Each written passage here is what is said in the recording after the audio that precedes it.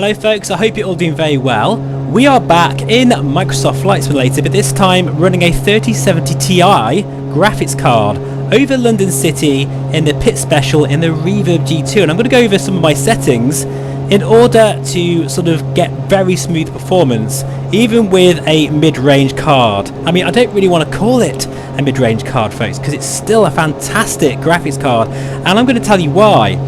I would actually recommend nobody get the 3090.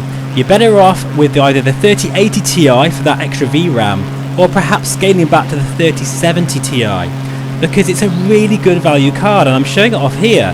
As you can see, everything is looking pretty spectacular, and this is not ultra settings. In fact, I'll put on the screen now what I'm using. As you can see, I've scaled back on many of the heavy hitters, including volumetric clouds, texture, resolution, which in this case is lower because of the decreased VRAM, and also other things that you may not even notice, like LOD.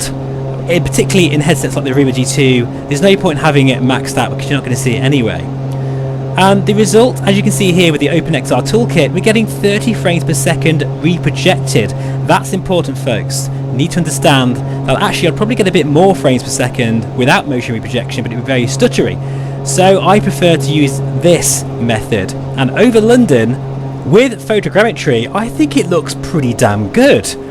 I mean, if I said to you this was ultra settings, you'd probably believe me, right? And that's the great thing about this sim and VR in general. You do not need all those fantastic graphic settings to be on absolute maximum, because you're in VR and that experience counts for about 95% of the immersion.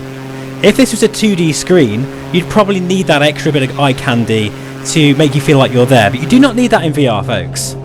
So anyway, I also recommend with the OpenXR development tool, that is different from the OpenXR development toolkit, I would recommend that you use automatic render scale. What I mean by that is don't use a customized render scale, let OpenXR do that for you, because it's better at that these days than it used to be, and it's less aggressive.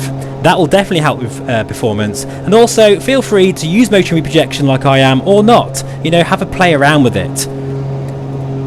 I think also it's worth mentioning with the OpenXR toolkit to use fixed favorited rendering and using FSR at 90% with 40% sharpening. That's what I'm using, and I'm finding this to be very good indeed.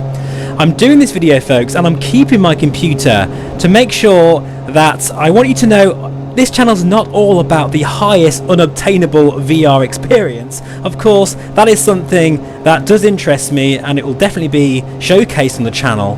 But I also want to make sure I cater for these sort of mid-range to high-spec computers, because I don't really want to call this a mid-range system, because it isn't, let's face it, and I think it still rocks in this sim in VR.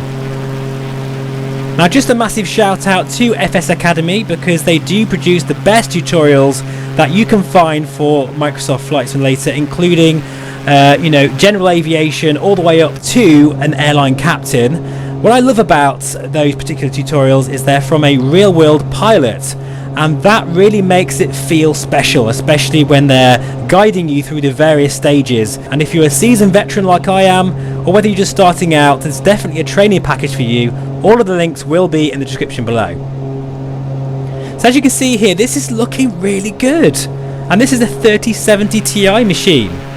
All I've done is scale back some of those settings, and it may hurt when you're doing that in the graphics options right up until you're in VR, in your Reverb G2, doing all sorts of shenanigans and enjoying this experience. For instance, I'm not thinking right now there's a few less puffs of cloud, or a few less lights beaming onto that building over there. You're not thinking that. You're in VR and you're enjoying the experience. However, if you were to run the graphics settings really high, you would notice straight away when performance is really bad. So that's why I always say make sure that your settings are lower than you would like, and then forget about them, because you're still going to enjoy the sim. And I think Microsoft Flight Simulator still looks really good even on medium settings. I hope that's been of some help to you as always, folks, because I think it's really important to highlight the fact that, particularly in this day and age, with everyone struggling to, you know, keep up with the technology. I mean, I'm struggling myself.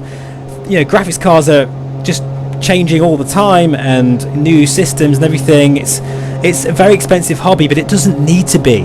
Grab that Reverb G2, lower those settings, try the ones I've got here, and see if they work for you, and let me know in the comments below. Thank you so much for watching. As always, I really do appreciate it. Feel free to subscribe, and I'll see you again very soon. Bye bye for now.